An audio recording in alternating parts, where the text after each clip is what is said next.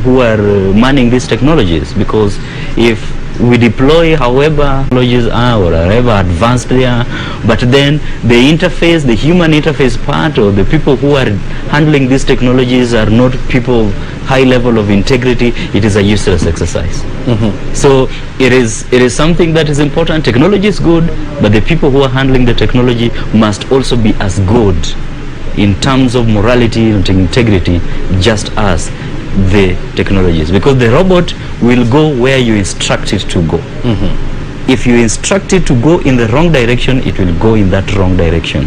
The problem is not the robot, the problem is the person instructing the robot. Yes. Because look, systems can either be made to succeed or to fail. Yes. Because it's all a question of how do you configure your systems. I mean, if you want them to work, they are going to work. And if you want them to fail, then they are going to fail you completely. We've gotten to a point in life whereby we have driverless vehicles that they take charge of you. They dictate the speed. They dictate the comfort. They dictate for you the roads to use. And I have seen them. I mean, they obey traffic lights. And unless you force them to jump traffic lights, they cannot do that. And so we must get to a point whereby we must ask ourselves, what do we really want to do with our elections? How do we minimize on our inconsistencies and our wastages? Because honestly speaking, at a time like this, it's quite unfortunate that we have to spend over 45 billion shillings, you know, for an event that will come and go. That will not take us forever. And you know, there's something you also mentioned about the courts talking about, you know, they had given the verdict of, you know, the complementarity. You know, it just says that, you know, initially we had started as the manual. We never trusted the manual. We brought in the technology, and apparently it is now appearing that we wanted to do just a minute, sure. I mean, sorry for stepping on your shoes, but the images that you are seeing on the right of your screen, that is Karen, ACK St. Peter's Church in Karen, where Azimio la Umoja political members are attending a church service. And as you can see there, that is I think Raila Odinga's running mate Martha Karua.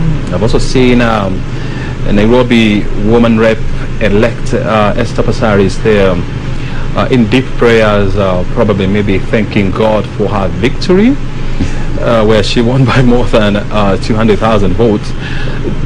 And so I also know that Raila Odinga is attending this service. And it's not far off, by the way, from where we are, because it's less than 5 kilometers. It is within this area, and so at some point we are likely to go there and listen into the sermon, listen into the statements.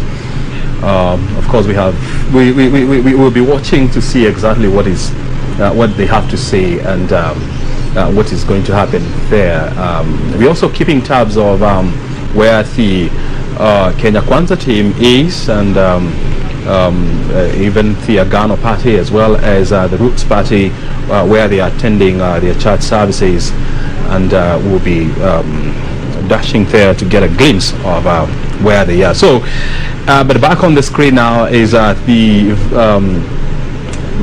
forms verification process that has been undergoing, or that has been happening in the last 3 days. Today being a Sunday, this process started on Thursday, and today is a Sunday, and so we are looking forward to the completion of this process. So far, the number of verified constituencies now still stands at 141, and out of the 141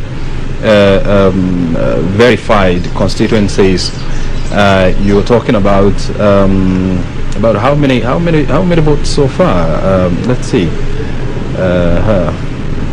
Look, I have the numbers here. Yeah, out of 141 in total votes tallied in those verified constituencies still stands at 7,043,561. So it is still work in progress, and it's proper to say that it's around 50% of the reported voter turnout by IEBC, which currently stands at about 65% of the 22 million registered voters.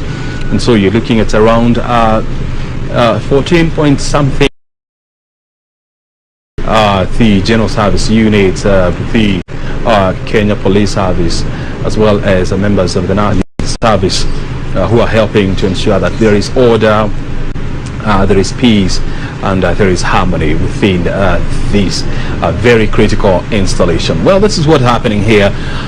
We are camping here until the end of this process, until the final call has been made. Remember, that is the work of IEBC Chair Wafula Chebukati, who has been in charge of this process, giving us daily briefings to ensure that the country is updated as to what is happening here. So we've been here for the last almost now 2 hours, right? We need to stretch a little bit. We need to grab a cup of coffee because this place can be very, very cold. The morning chill here is absolutely on another level. Sometimes the temperatures are going as low as 14 degrees Celsius, and so you must